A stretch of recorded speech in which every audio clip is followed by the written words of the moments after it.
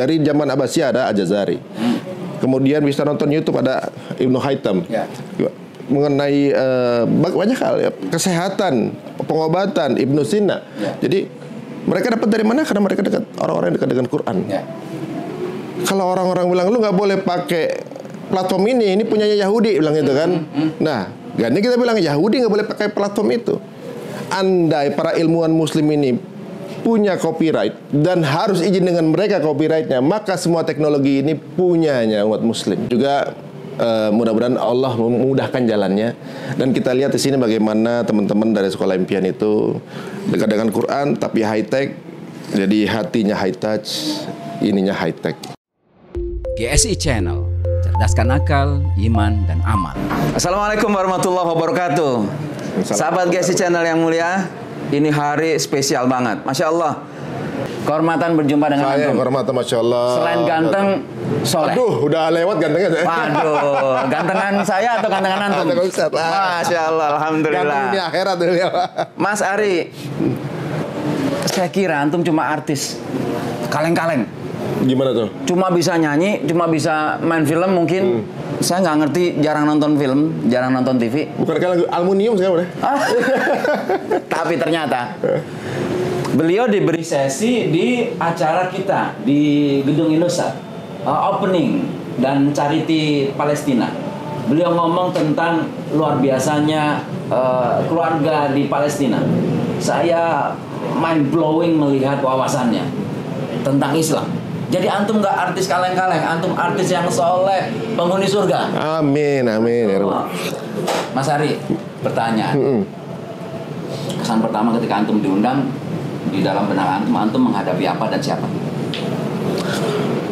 Waktu diundang saya dengarnya kalau diundang ke Indosat awalnya ya. Dan anak saya pernah juara lomba teknologi di sini. Waktu masih kecil. Nah, saya rasa wah bisa mengunjungi lagi kayak reuni ke tempat ini kan gitu. Tapi ketika sampai ke ruangan langsung suasana berubah total. Karena nuansanya benar-benar mengharukan ya. Di sini bagaimana para santri itu kemudian menyuguhkan apa yang ada dalam hati mereka untuk saudara yang di Palestina. Itu kelihatan kalau deliver dari hati nyampe ke hati. Gitu kan, jadi bagaimana mereka bukan cuma act aja atau ngejalanin aja, tapi kayaknya mereka memang sudah mendapatkan tarbiyah yang kuat. Nah, untuk bisa sampai dalam posisi sense-nya di situ gitu. Makanya saya juga ngelihat ini sebuah hal yang luar biasa ya, yang bisa menghasilkan anak-anak seperti ini. Dan ternyata di tempat yang sama juga saya melihat bagaimana mereka meluncurkan satu platform karya mereka sendiri. Ini luar biasa. Ya, portal Sekolah Impian. Benar. Jadi jarang-jarang itu ada sekolah yang kemudian memposisikan santri menjadi yang berjihad di era dunia digital ini gitu. Luar biasa dan nggak kaleng-kaleng produksinya gitu. Jadi saya Mas Ari datang mindset awalnya ini handphone nih, Indosat handphone kartu. Iya. Masuk ke ruangannya, Masya Allah, Islami. Banyak Quran, banyak bacaan ayat-ayat.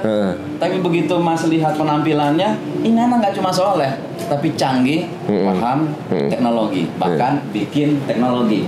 Pertanyaan kedua, Mas. Menggabungkan Al-Quran dengan IT. Mungkin nggak sih? Karena ada mindset lama mungkin yang harus menyesuaikan diri bahwa tidak bisa menyampur Al-Quran dengan yang lainnya. Jadi kalau kita mau belajar Al-Quran di gua, jangan lihat apa-apa. Di tempat kita, paginya ngafal Quran, malamnya belajar IT, browsing-browsing. Menurut antum, kita bisa berhasil atau kita bakal gagal? Kalau dulunya mindset saya kayak gitu. Tapi setelah kemudian mencari tahu, kemudian juga belajar dari guru-guru kita, dan juga ya namanya proses belajar ya, bahwa ternyata sains atau teknologi itu wasilahnya ditemukan sama orang-orang dekat dengan Quran. Subhanallah. Jadi kalau kita runut gitu ya dari bagaimana sampai gini, negara barat yang mencanakan sebagai negara yang berteknologi gitu kan, dimulai revolusi Prancis dulu kan, negara modern segala macam. Ternyata yang membawa teknologinya itu ketika Ibnu Sina datang ke sana. Jadi tetap aja wasilahnya dari teknokrat-teknokrat Muslim kan, ibaratnya. Jadi kayak menemukan pesawat Ibnu Firnas sekarang ini gitu ya. Ibaratnya orang taunya wah pesawat di orang non Muslim. Enggak, teknologinya datang dari satu ayat itu di Quran. Kemudian Ibnu Haytham menemukan optik. Kita bisa nonton YouTube sekarang ini. Al-Hawarizmi menemukan algoritma. Bagaimana sekarang ini internet atau juga mungkin sosmed yang kita pakai, dengan atas izin Allah dia menemukan, dan banyak kan dunia surgery, dunia antariksa, dunia segala macam. Tapi mungkin ya kita ini kalah di media karena media di beberapa tahun terakhir itu dipegang oleh yang memusuhi Islam gitu kan. Nah ini udah saatnya sekarang Islam punya media sendiri gitu ya. Dan tentunya juga sekarang ini momennya di mana mereka pakai teknologi itu bukanlah ilmuwan kita, ini sekarang momen kita untuk memanfaatkan secara benar. Ya kalau kita bilang bagaimana Rasulullah SAW dengan Quran dan hadisnya menguasai dunia, Quran dan hadisnya itu masih sama. Kok kita yang lebih banyak jumlahnya nggak bisa? Ya. Itu dia gitu.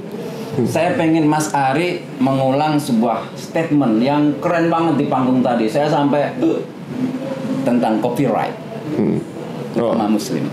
Ya, jadi sama-sama. Oh yang tadi ya. Jadi berarti gini, kalau orang nanya bagaimana sih, apa sih buktinya kalau Islam itu adalah solusi atau juga menjadi kitabnya peradaban gitu ya. Sekarang teknologi gak ditemukan oleh umat Muslim gitu. Ya. Ibaratnya mereka bilang nih ada internet, ada robot, mobil segala macam, pesawat canggih gitu kan. Kalau kita runut satu persatu gitu ya.